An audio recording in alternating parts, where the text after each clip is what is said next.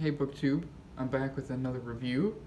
So this review is going to be more longer and more complicated than my review of Room.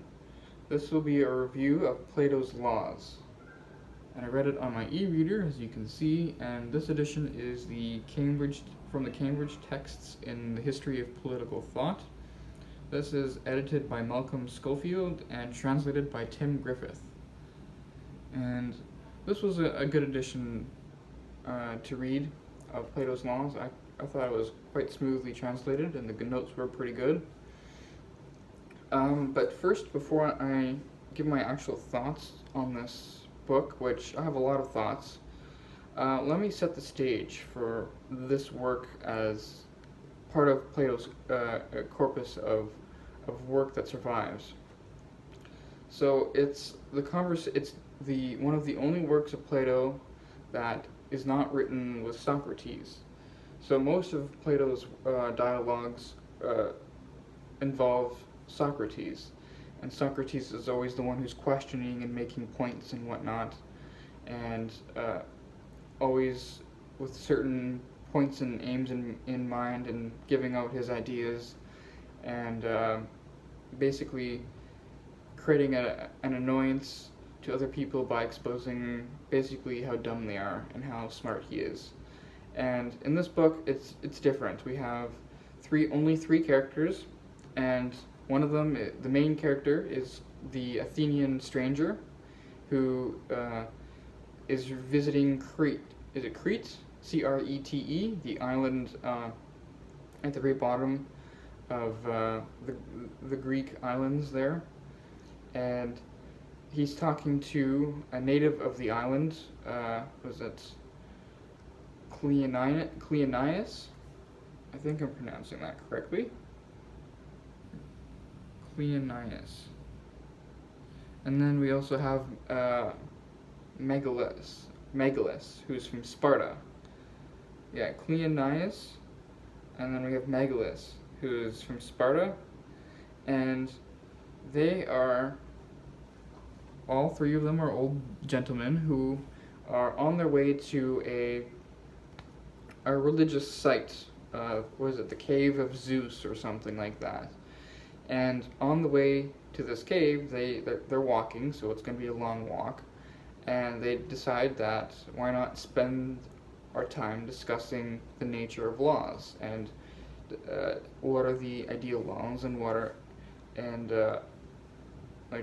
make laws perfect, and how to shape laws. And so that's what they end up discussing. And it has a famous opening line with the Athenian stranger asking these two men about whether their laws were created by gods or by men.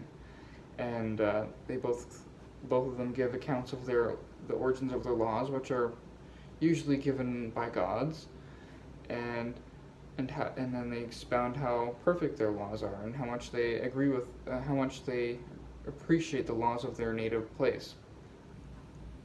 And if you're not familiar with the Greek world, the Greek island of Crete, and the main city, which name I'm forgetting, the main city of Crete, and then we have Sparta.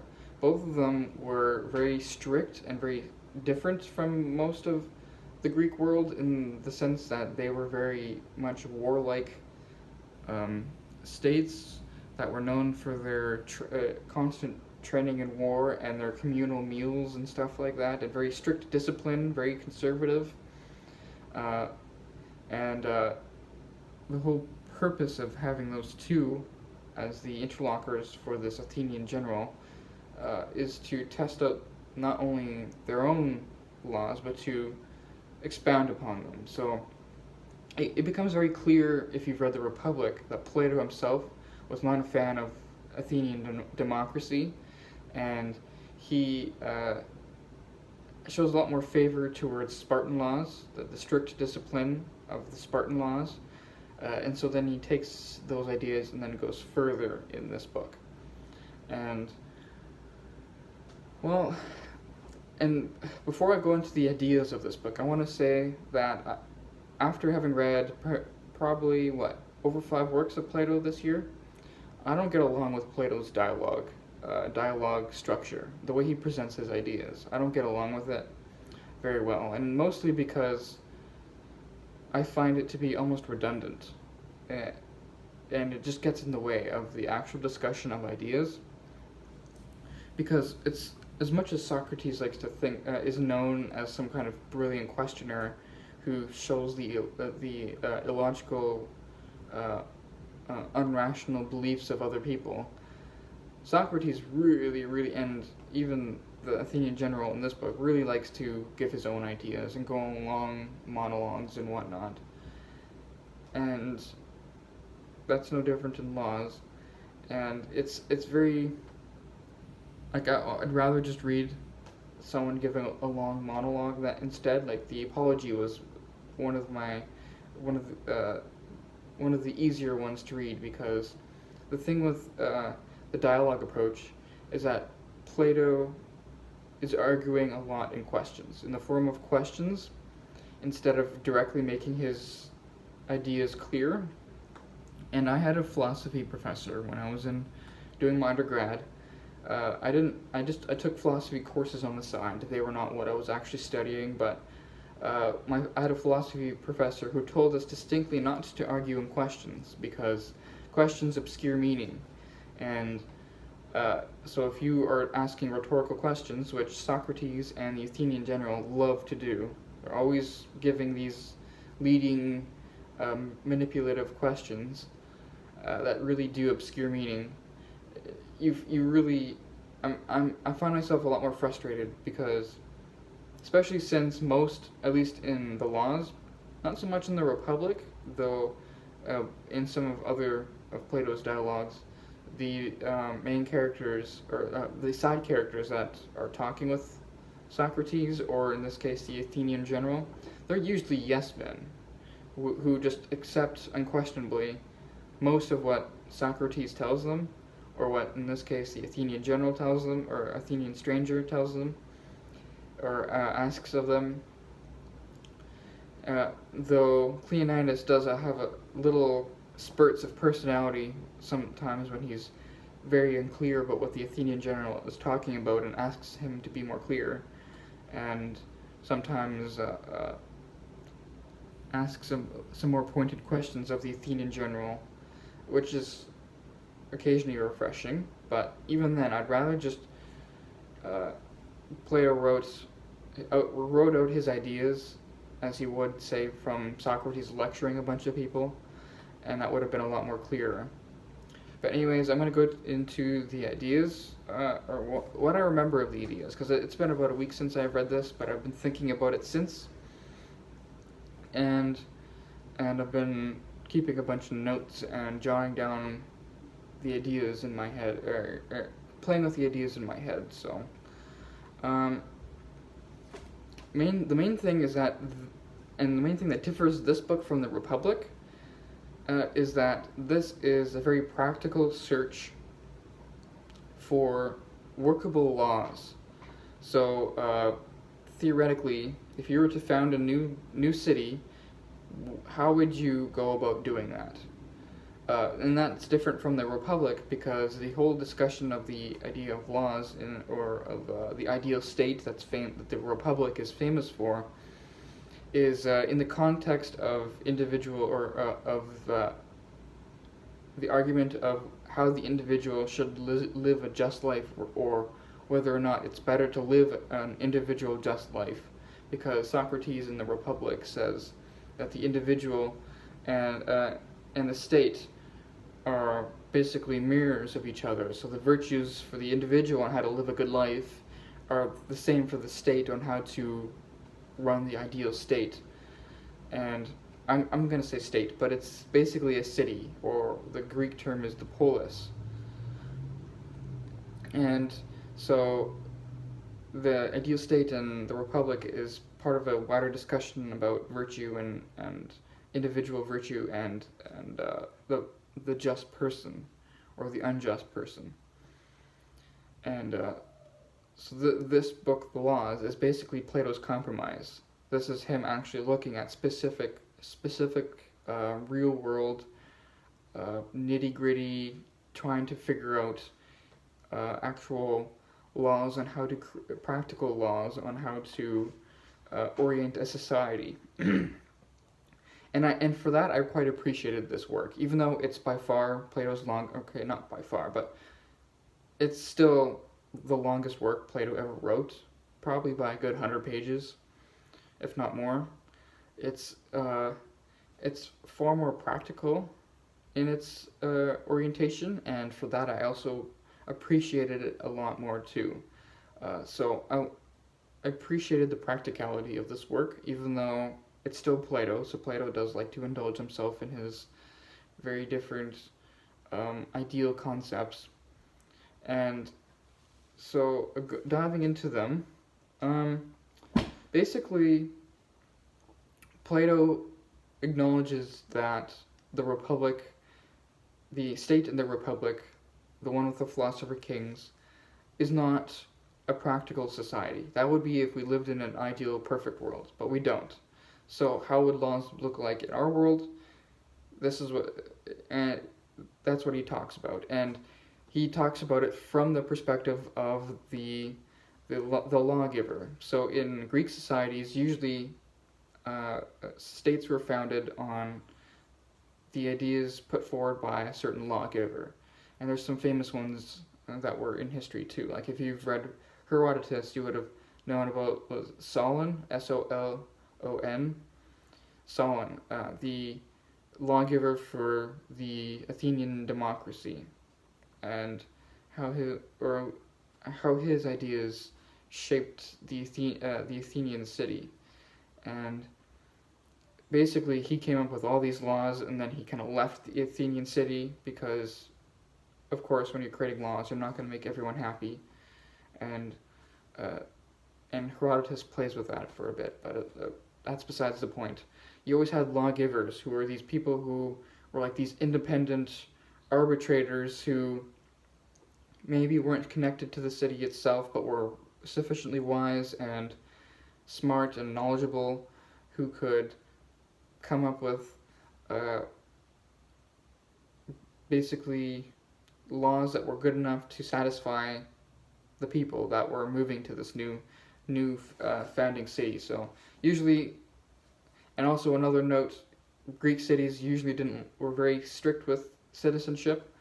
They didn't give citizenship to everyone. So then, if a city got overpopulated with a lot of foreigners and people who weren't citizens, then they would, or if the resources of the area weren't enough to feed everyone, they would send them all off to found another city. So which would be like a colonizing prospect of their own. And then those cities would be kind of like in relation with each other, unless things went sour. But so basically what Plato does is define what the lawgiver should be directing the politics of his city. And for him, that is the aspect of the good, or the goodness, or the ideal good, like a capital G good.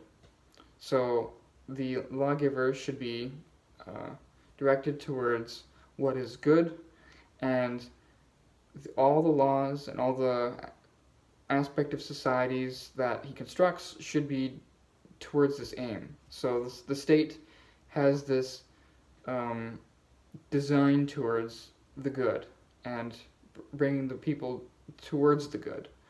I'm going to turn on my lamp here because it's getting quite dark in here. Does that work? That works for me. So with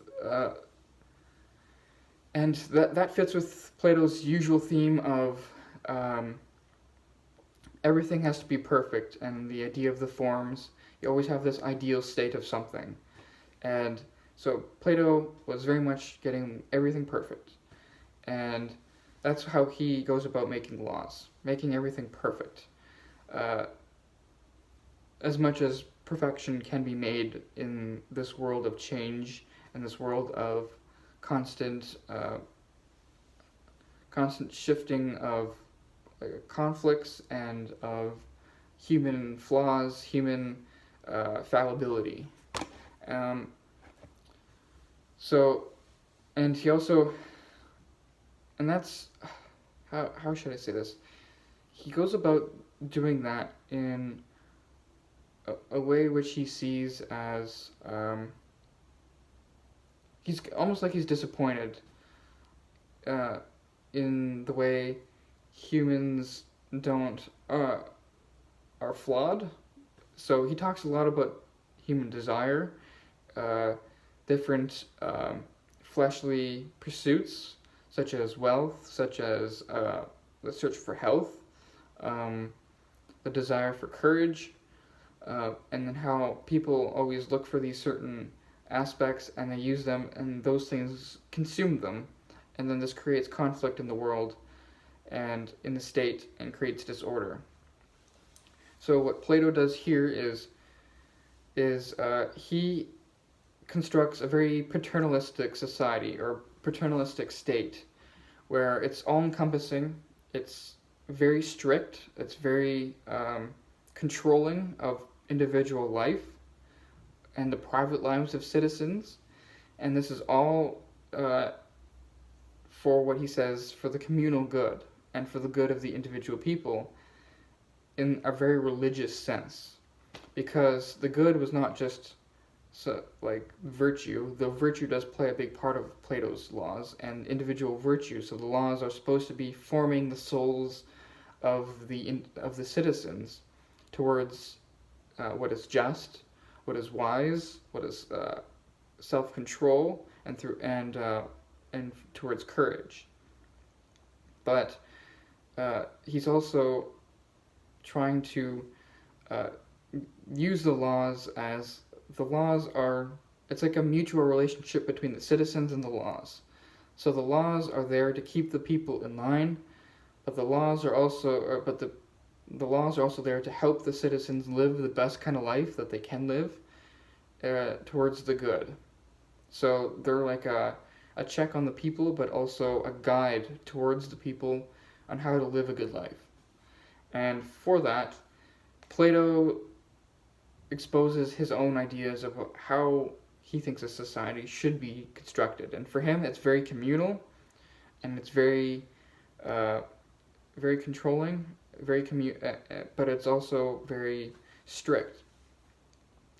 So a private life does not exist in this world.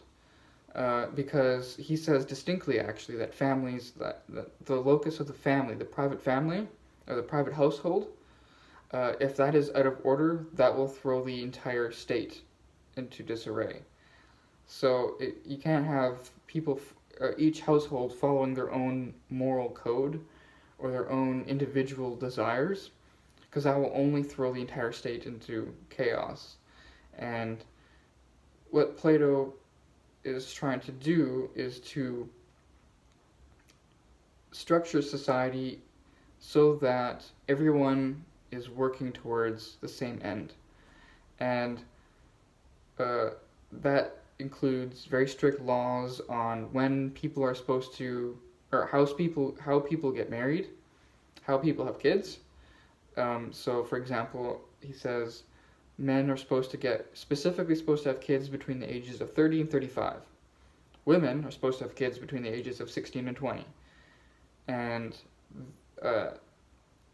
each family is supposed to have one of each sex. So they're supposed to have a male and a female, at least. You can have more, but you're supposed to have those two at least. And there's the whole idea of that is because having children is the foundation of the survivability of the state, and because you're a citizen of the state and you're part of the community, you are doing this is your civic duty as a citizen to help this society to continue the society, and also as a way of I don't know where I was going with that, but what comes to mind also is that this is when it comes to having kids, uh, he has very high standards for the citizens of this society as well, because education plays a big part of the laws. Education does play a part too in the Republic, but more so in the laws, because everyone, male and female, are educated the same way. And they're educated in a way that ingrains the laws of the society into their being so that they're unquestioned and they're unchallenged, and that they also have no excuse for going against it and doing immoral things. So he actually has some very distinct laws in here where he gives harsher penalties to the citizens who do bad things than he would for, say, a foreigner or for a slave, because the foreigner and the slave were not educated in this perfect education system. They were not educated into the laws. And so they still have hope for reform. While on the other hand, if you're a citizen who is educated into these laws, into these perfect laws, or these as close to perfect as you can get, these laws, and you still do something bad, or you do something wrong, significantly wrong, not something trivial, but if you do something significantly wrong, Plato sees you as a lost cause, and you might as well be executed, because there's no point, or executed, or you're banished. So there's no point in keeping you around, because you're only going to create disarray in the city. So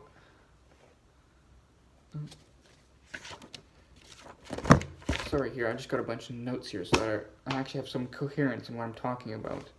And but yeah, the individual versus the state, and the very relationship between the two is a very interesting idea that Plato really does play with, because he doesn't talk about individualism in the sense that we would think of it today, but he talks about individualism in the sense of like your religious devotion towards virtue and the good. So self-transformation. Socrates, if you've read his dialogues, are very much Socrates was very much for individual transformation, about the examined life. He was huge for these as well. So Plato, on one hand, talks about the individual, how you have this religious duty towards the good and towards cultivating virtue, but then you also have to be aware that you are part of a community, and being a part of this community, in a sense, erases part of your individuality, where you're supposed to be as communal as possible, because from how I understood it and how I'm going to articulate it, is that there's this form of the good that the state is directed to, and it's the same for everyone. So everyone being like everyone else is the more ideal it is, because the less variation for change, the less variation for dispute, and the less ability to disrupt the state.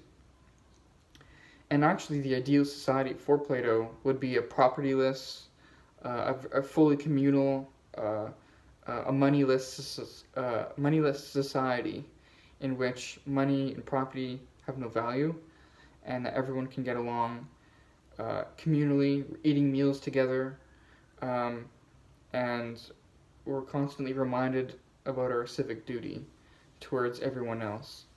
And Plato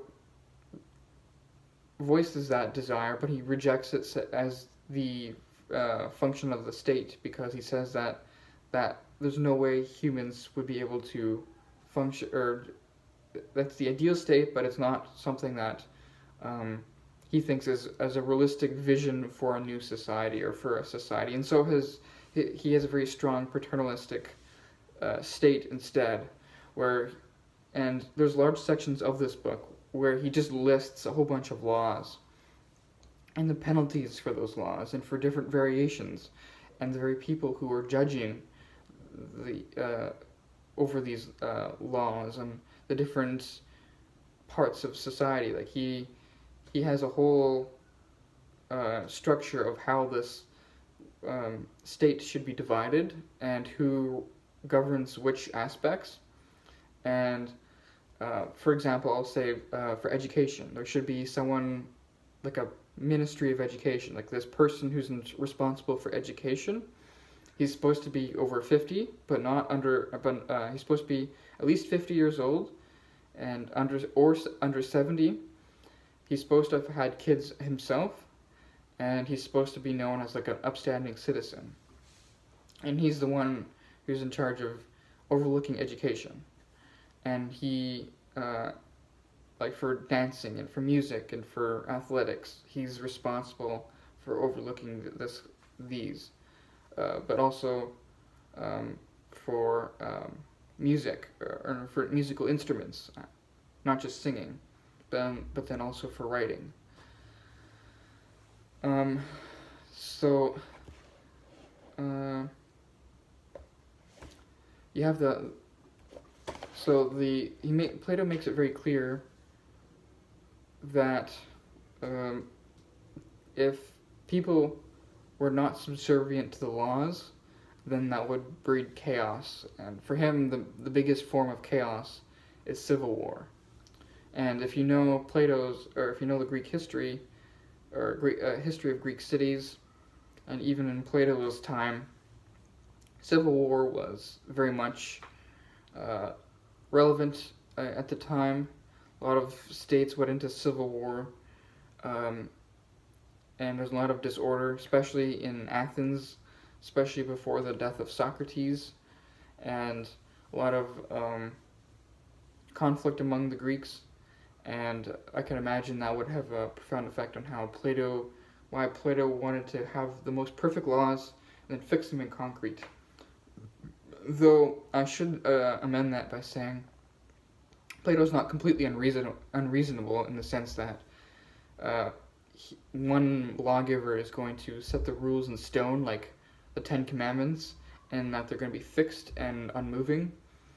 For him, there's this role of this wise traveler who's part of the state, but his whole job is to go to different states in all the Greek world, or even outside the Greek world, and report back on what works and what doesn't work in these societies and how they can adopt that into their own city. So, but then he goes on to say that once they find something that works really well, then they're going to fix it into stone, and then that's going to be how it is from forever. So you still have that Plato immovability, while you still have some leniency too. Let's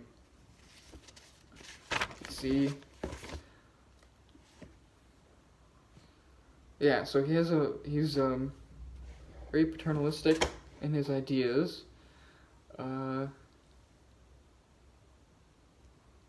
Well, I think I've talked enough about this for now, so I think I'll call that an end.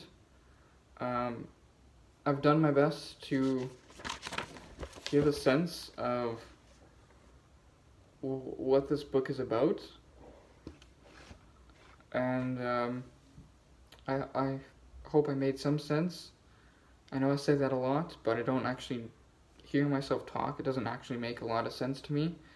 It makes a lot more sense when I write it on paper, so that's the whole point. I'm trying to articulate my ideas here, and hopefully I made some sense, so thanks a lot.